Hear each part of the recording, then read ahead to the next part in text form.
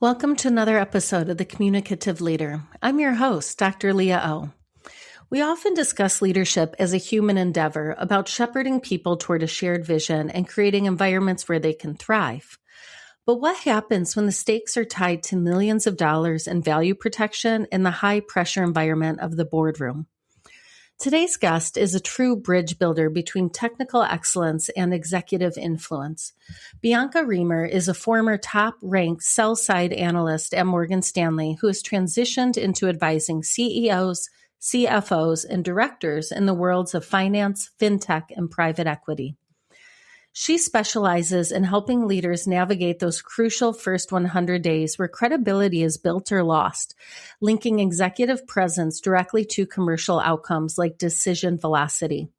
What makes her approach truly distinctive is her focus on how nervous system regulation underpins authority in senior rooms.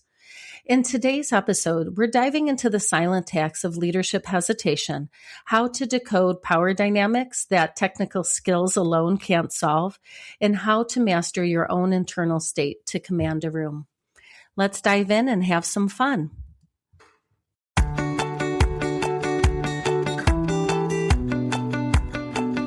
Hello, and welcome to The Communicative Leader, hosted by me, Dr. Leah O'Million-Hodges. My friends call me Dr. O.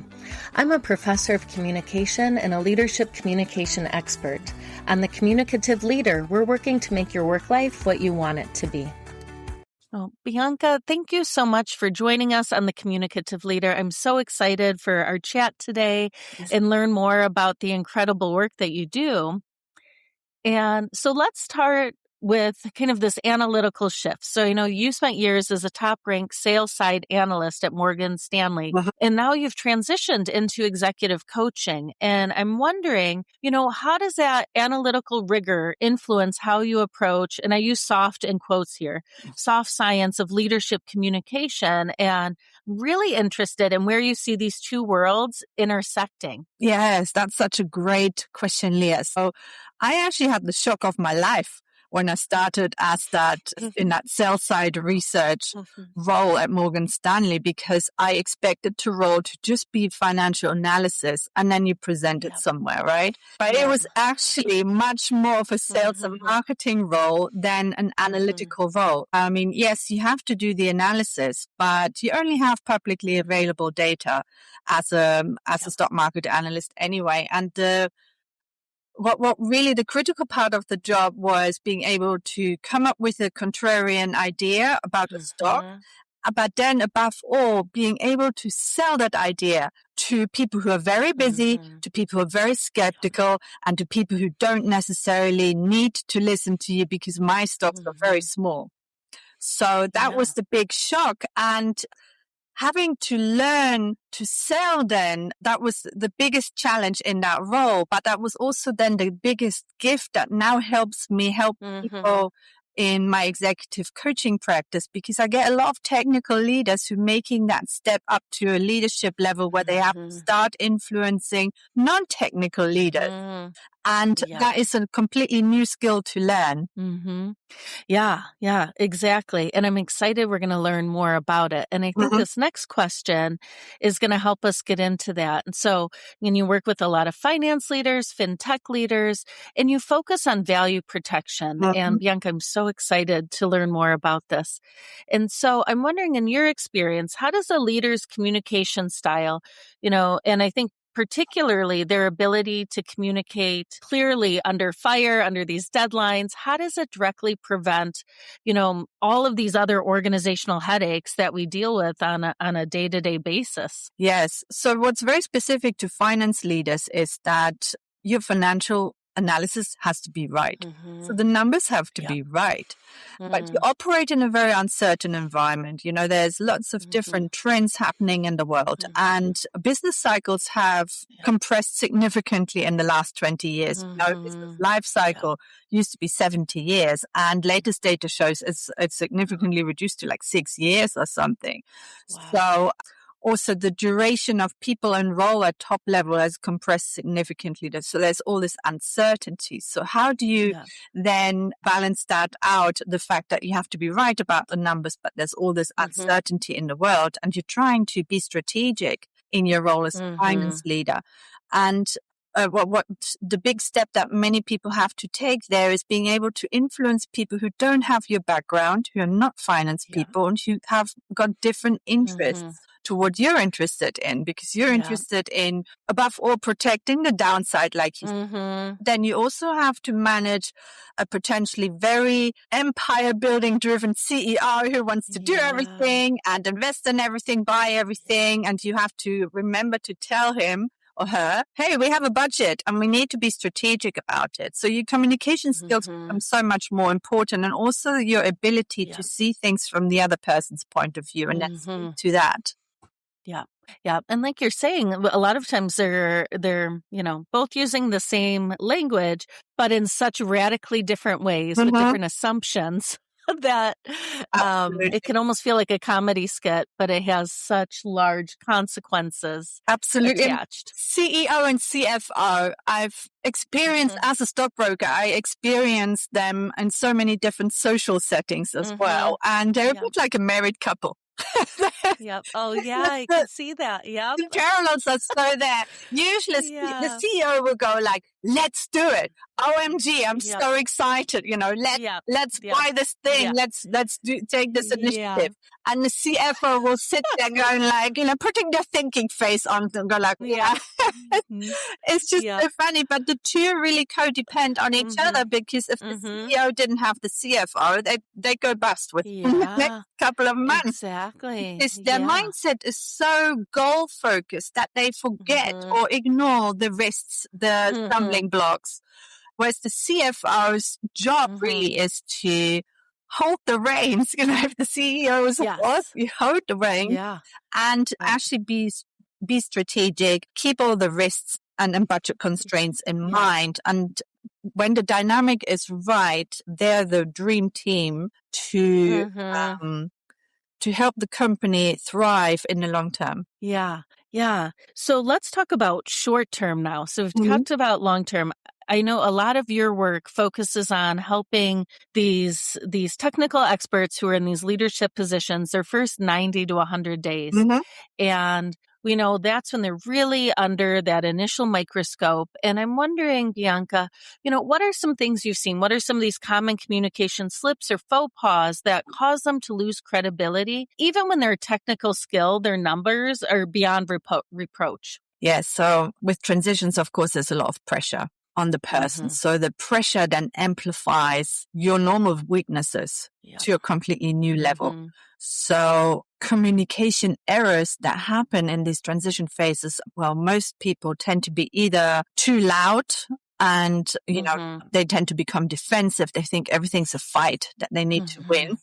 Yeah. Right. That's how then their ego shifts, and people don't experience them as very pleasant. Or the opposite is the case, where they hold back. They just want to analyze everything, get all the ducks in a row. And then the perception of them is that, they're not a leader. They're not doing anything. So you want to find the right balance between listening, but also starting to make some contributions as well. Yeah, you're right. That's so helpful. I think too, for a lot of folks, there's this kind of antiquated notion, and we've kind of followed this arc many times in large corporations, that a leader's out, a new one comes in, and they feel like they have to change everything. Yeah. So if that's the model that you've kind of seen, whether or not you're really aware that you're drawing from it, we can see why for some it's come in, try to change everything, loud, right? I'm in control. Or the opposite, especially if you come from an analytical background, you can see why the observation approach is the most comfortable, right? They're gathering data. Yeah, absolutely. Absolutely. And in both scenarios that you just described, there's a lot of uncertainty amongst the employees, because they want to know, what is this person really like? Exactly. But what they tend to see in the first 90, 100 days is the person's weaknesses. Yeah. Wow. Whew, that's a tough one. And you're so spot on. Exactly. Yeah. So let's dive into that more. And I think part of this becomes in kind of this ability to kind of learn how to read the room. And you shared this really powerful story about a CFO whose missteps cost millions, not because of a technical error, but because they misread power dynamics. So Bianca, how can a leader use this relational intelligence to kind of decode these unwritten rules of senior leadership or in a boardroom interaction? Yes, absolutely. So let me start by explaining what happened in this particular situation. Yeah. This was a new CFO at the time. He'd been in post for 9 months, and he was an internal promotion. So he'd been with the company for at least 5-6 years. So he was very technically, he was highly qualified. He knew everything about the reporting, the numbers, etc. But the failure happened when he came to London for the first time to raise money for this company. So this was a stock market listed company. And he was clearly making the wrong assumptions about the whole situation. Because what happened was there was a breakfast meeting, and I mean, you won't believe what happened. It's just schoolboy error. But basically, he failed to say hello to people as they entered the room. He failed to introduce himself as the CFO. And an investor then called me after the meeting and he said, "Who were these cowboys? They don't seriously believe that I'm going to give them any money, do they?"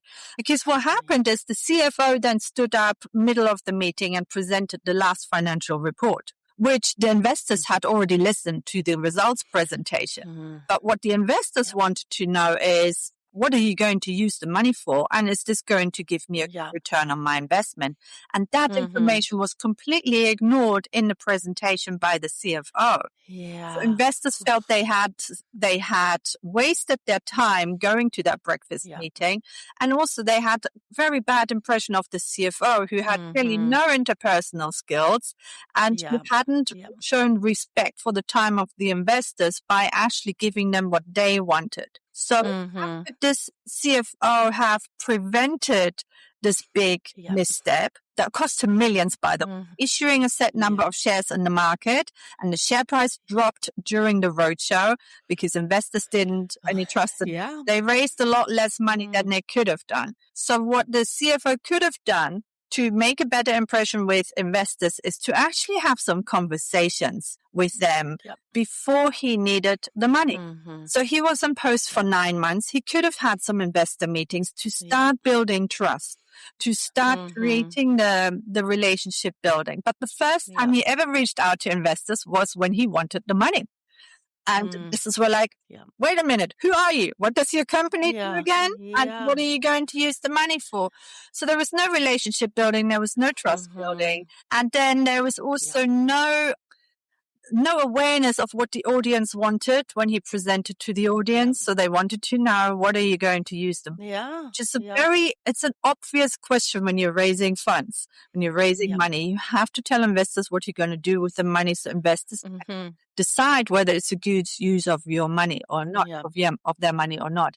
And he completely ignored that because his view was that, hey, we're a stock market listed company, our share price has been going up, so clearly we must be good. So investors should give us more money. It was lack of research and lack of awareness of what the audience wanted. So the learnings that come out of this is start building relationships before you need to leverage them. Start building trust. And when you have something to ask for, explain to people what's in it for them. And how you going, what the return is going to be for them.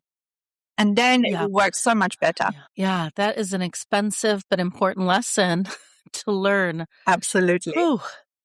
Yeah, it's some of these things as a communication scholar, it's so hard to hear because you're like, these are fundamentals, but it also helps to reiterate, the importance of these courses. These are things that then I'll go back and tell students, like saying hello does matter. Reaching out ahead of time to broker relationships. It does matter. So let's continue, Bianca, in this idea of the silent tax in action. And, it's something we talk a lot about on this show, this invisible cost of a variety of things in organizations. But right now, let's think about leadership hesitation. And we know that finance is very high stakes. And I'm wondering where you've seen that hesitation manifest most dangerously for a newly appointed leader. Yes. So where I see this a lot is with not just with this group of people, but a lot with this group of people is women in male dominated industries. So over time, they've made a lot of negative experiences where they were underestimated or where there was assumptions being made about their availability to work or to get promoted or a challenging project. And they're holding these memories of these negative experiences within them, and then tend to hold back. And one very prominent example is where one of my clients was just trying everything to be like the guys. So she even bought technical books to try and understand what they were talking about. Because the guys, it was like a little schoolboy kind of environment. They were all, mine is bigger than yours. And it was very annoying for her because they weren't really talking business. And staff turnover was very high. It was at 25% at the time. And she said, you have to help me to keep up with these guys. And as we were doing the coaching, she realized that she actually wanted to be completely different from them. She wanted to be the queen of the boardroom and stop the nonsense and actually improve the business. And once she allowed herself to show up as the queen of the boardroom, she started standing up for other women in the company. She started confronting the knights at the court for fighting in the corridors with no real reason. And she started showing up as the queen of the boardroom for real. She started doing a lot more public speaking, which she previously really was scared of. And in one of her talks, she asked her audience, what do you think my personal brand is? Because it was a talk about personal branding. And the chat comments, she sent me a screenshot of the chat comments afterwards. And there were lovely comments along the lines of, she always knows what everybody needs and she gives it to them. So Queen of Hearts. She never told them, my stereotype, my archetype is Queen of Hearts. That's who I want to be. That's how she came across once she allowed her power. She put people together. She was very collaborative. Competition levels went down. Collaboration went up. Staff turnover went from 25% to 0%. And overall, the toxicity of the workplace, competition, unnecessary competition amongst peers, went down to a level where people felt very comfortable working there. And she got promoted. She bought her first home in her 40s. And it's just such an empowering story, I think. Anybody who feels like they can't show up the way that they really are at work, I think you stand in your power, you show up how you want to show up. This was one single woman leader in a male industry who then stood in her power and she changed the vibe of the entire department. She took all of the technical books to the charity shop and started reading books. I love that. Anthropology, because that's what she's interested in. And, the light coming from her, she was shining so much brighter. What a powerful, powerful story. And I love that because I think so many times new leaders feel like it's very performative, right? Like, I need to be like this person or I need to be like that person. We're like, no, you just need to be the best you. What are your strengths? And that's such a powerful story, and recognizing that, it wasn't, using humor the way that the men were using humor or approaching things the way they did. That wasn't working. It was going to lead to burnout. And she had so many more powerful results for embracing who she is. Yeah, absolutely. Love it.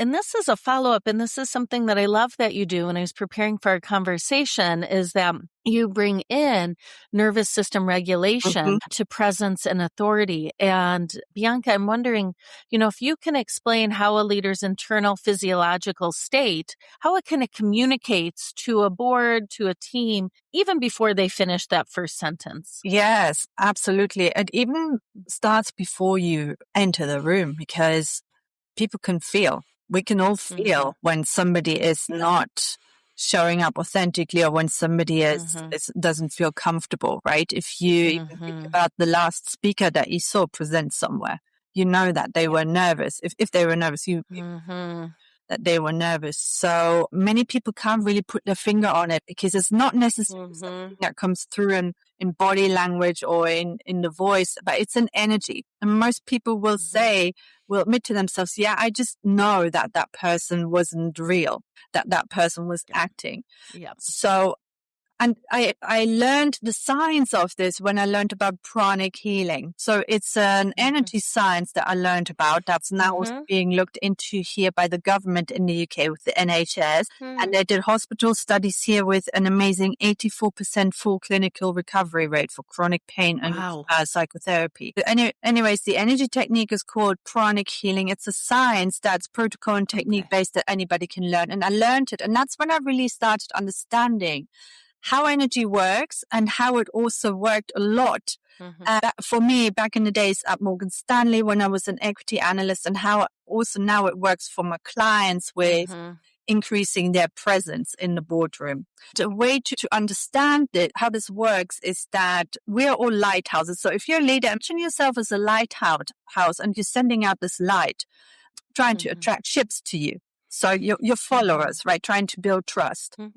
Your negative emotions, whether that's negative self-talk or stress anxiety, whether that's negative memories from the past, or often called trauma, or anger and resentment towards other people, or the grudges that you hold against certain other departments in your company or individuals. They are like dark clouds that surround your lighthouse. Now, if there's dark clouds around your lighthouse, the ships can't see you. So subconsciously, even though most people are not clairvoyant, we cannot see energy, we may not be aware of energy because there's so much going on for us, right? We tend to focus on physical things. But even if somebody's a named leader, if they have a lot of dark clouds around their lighthouse, you're not going to see the light coming from them. So you do not trust them. And that's the end of the story. Yeah. So what can people do to become better leaders is to work on the dark clouds, get rid of the dark clouds so that their light can shine and they can show up as the real people they really are and attract more boats. Yeah, I love that. That's something I've found for years, decades. It's even if employees can't name it. So I do a lot of research with leader and employee relationships. They're really savvy discerners of managerial behavior. So even if they can't say why something feels off, why they can't just trust this person, they feel it, like you said. Yes. It's very savvy. Yeah. So if somebody doesn't trust themselves, other people are not going to trust them. Yeah. And I learned this myself as a stockbroker at Morgan Stanley. I never trusted myself because I had certain barriers. I'm not a native English speaker. I didn't go to elite universities like everybody else. I don't have a posh accent. I don't have first-time passes in my accounting qualification. Lots of factors. And I was telling myself the story that I wasn't good enough, and they almost fired me when I asked for promotion because I was working very hard. They almost fired me. They said, "We're not seeing any output from you. We want you to be out there with contrarian ideas." Then I looked at, what's different about me from all the guys? And I realized they think they're good enough. I think I'm not good enough. So anyways, the positive self-talk. So I made the decision to talk more nicely to myself. The positive self-talk by itself was already very effective back in the time. I started showing up completely different, a lot more empowered. I said no to stupid tasks like, update spreadsheets. And no, sorry, I can't update your spreadsheet because I'm talking to the most important client of the firm, which was true, by the way. I wasn't lying. Anyways, and that in itself was already very, very powerful. And instead of getting fired, I got promoted and my salary almost doubled at the time. So positive self-talk is very powerful. But that's just overpowering the dark clouds. So maybe you shine a little bit brighter, but the dark clouds are essentially still there. So there's other techniques then that I teach my clients to actually get rid of the dark clouds. Yeah. And one of the techniques that's very, very powerful for people is just simply breathing into your belly. So most people breathe into their chest, but if you ever watch a young child or an animal breathe, they're actually doing deep abdominal breathing where the belly expands as you inhale. and then draws back to the spine as you exhale. So therefore using your full lung capacity, also relaxing the solar plexus area at the top of your tummy where we often hold a rock when we're really So by practicing that deep abdominal breathing, people can release a lot of these dark clouds and come across with so much more presence in meetings, build better trust. Yeah. And another thing I've learned, so I have an anxious kiddo, and what I've learned is how communicative nervous systems are. Right? So if your nervous system is regulated and you're doing that deep belly breathing, that helps everyone around you. Yes. Just like the client example I gave with the queen of the boardroom. By channeling the queen of the boardroom through her nervous system and doing the breathing, and it's a chronic healing for her as well to expel the stress energies from her system. She showed up with so much positive power, so much love, if I'm allowed to use that word. So much genuine, unconditional love and nurturing energy towards the people she was working with, that they could not help but feel attracted to her, because unconditional love is very attractive to people, and they don't even realize why they like it, or why they like you. They don't know why they like you, but because you send out that positive energy towards them, it's just irresistible. Exactly. And I was just thinking when you said that, like, we might not be able to name why we're drawn to someone or why we trust them. It's the same as the opposite. Sometimes we don't know why we don't trust them or why we don't like them. So I think that's just a really powerful thing to remember, that we don't necessarily need to be able to name all of those things, because we recognize that there's so much that we're communicating without being aware of it. That when we are empowered and we show up from this healthy state, that it can be transformative for all of those around us. So much. Absolutely.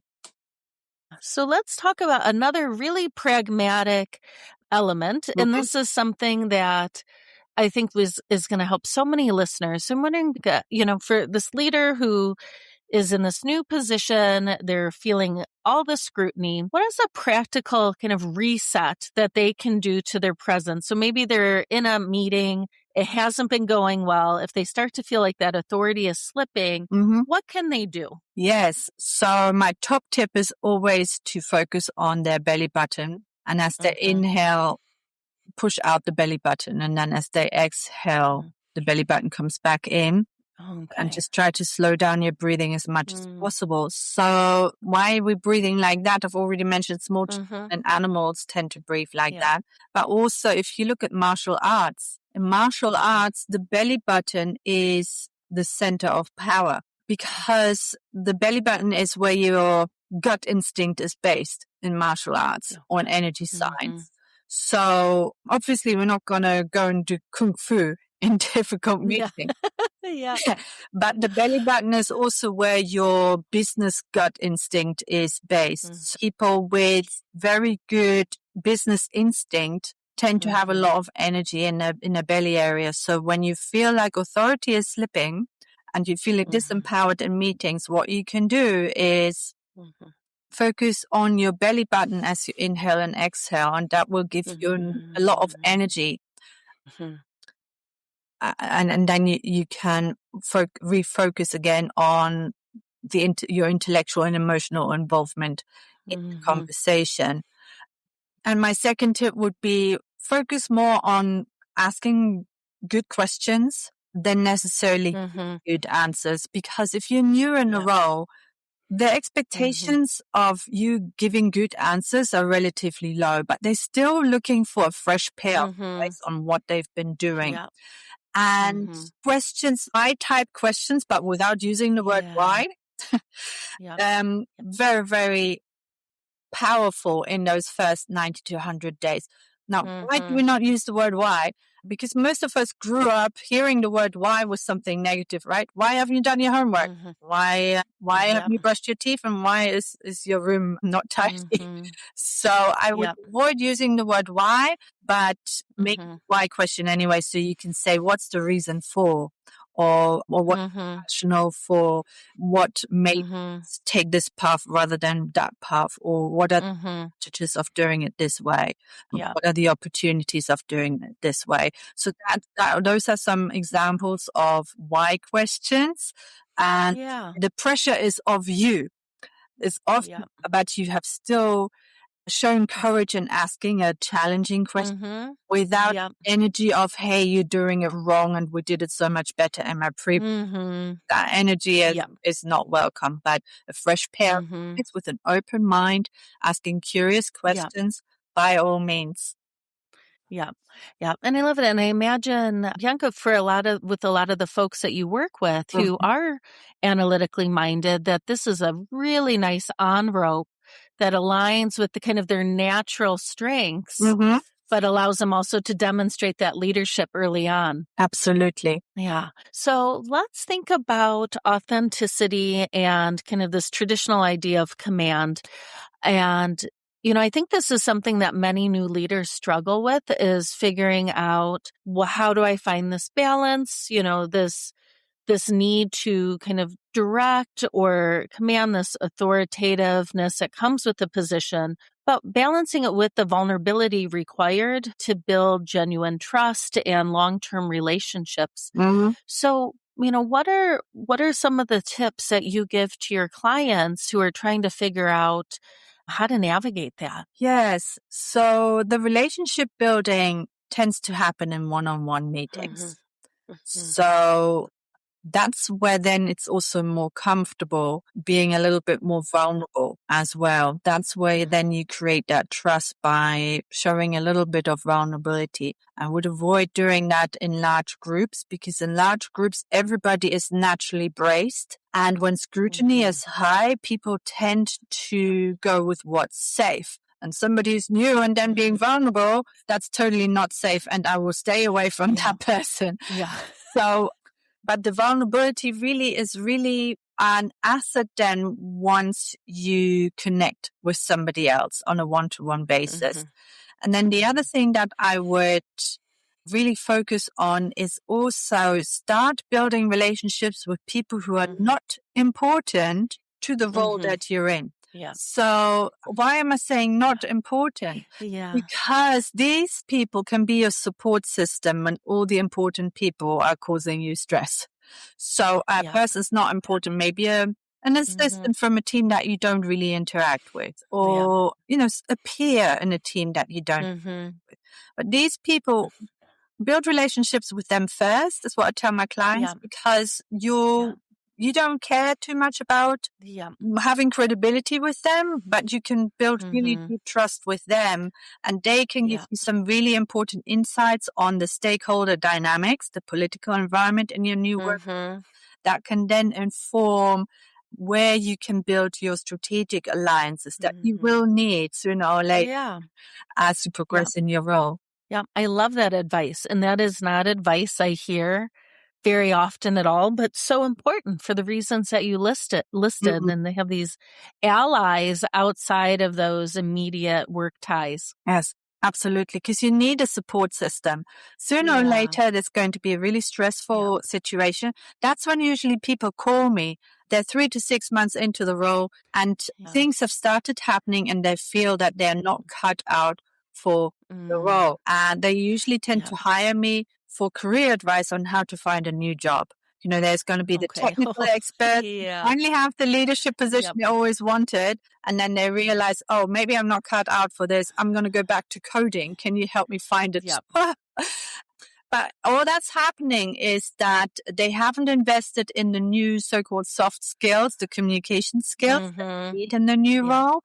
And then they start Mm-hmm. questioning themselves. The skills, communication is a skill that Mm-hmm. everybody can Yep. learn. Exactly. And especially Yeah. when technically savvy people learn Mm-hmm. communication, they Mm-hmm. become unstoppable. Yeah. So, Bianca, I have two final questions for you, and they work hand in hand.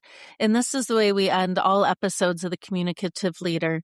And so the first part is, leaving our listeners, our titled leaders out there, our managers, our directors, supervisors, with a challenge, a tip, or advice. And then the second part is, what is that the tip, challenge, or advice for employees of all ranks? Yes. So my top tip for leaders that nobody else seems to talk about, but that actually makes the biggest difference to their leadership is to let go of your grudges.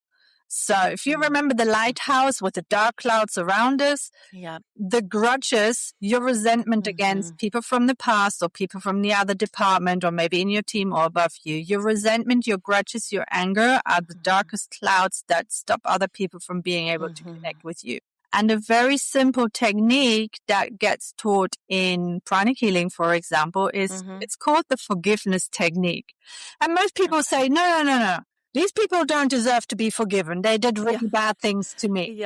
And I say, I believe you. These people were incapable at the time. They had reached their capacity. But are you going to keep punishing yourself for the mistakes of other people? Because anger and resentment are hurting us more than other people. It's like drinking poison and expecting the other person to die, right? They cause health issues in our own system, and they're also a barrier of really open communication and trust building with people that we lead. So what really helped me at the time was imagine the other person is a baby and they have reached their capacity in terms of, the baby can't sort out their own diaper, right? They give a signal, they cry, you go and sort out their diaper for them.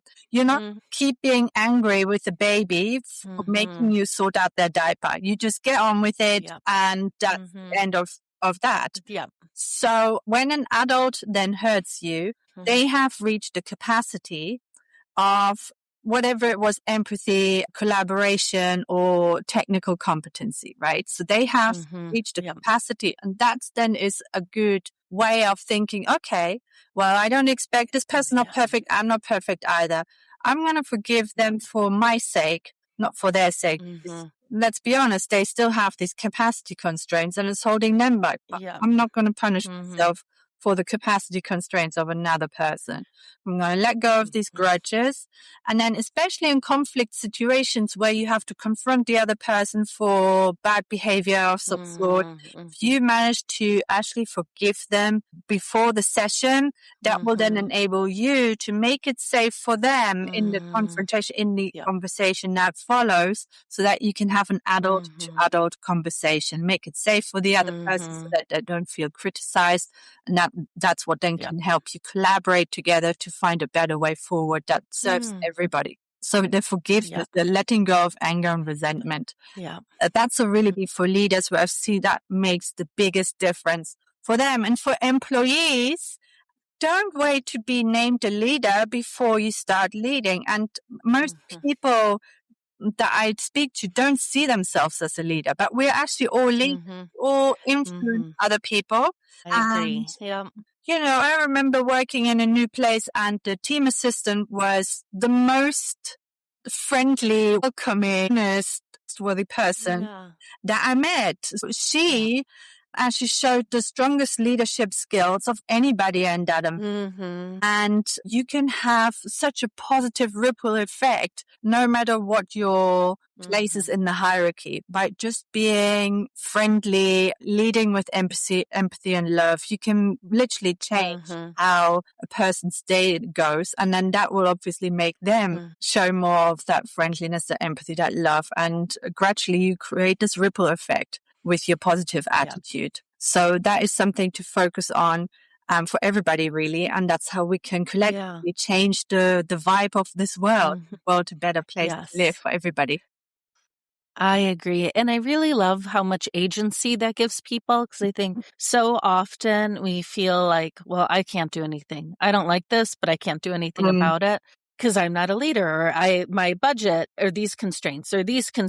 But when you're recognizing that we can be genuine, we can be thoughtful, we can be warm, and that has, like we've said, really transformative affects, small teams, and it goes out and out. So yes, I love that. Yeah. Well, Bianca, this has been so enlightening. I have really enjoyed our conversation. I've thought more about my belly button in these few minutes than I have in years, and I know I will continue to. Yeah. Which is so helpful. So thank you for sharing what you do, and thank you for the work that you do and sharing your time with us today. Absolutely. Thank you so much for inviting me on the show, Leah. I've really enjoyed sharing these ideas, and I hope it inspires somebody as well.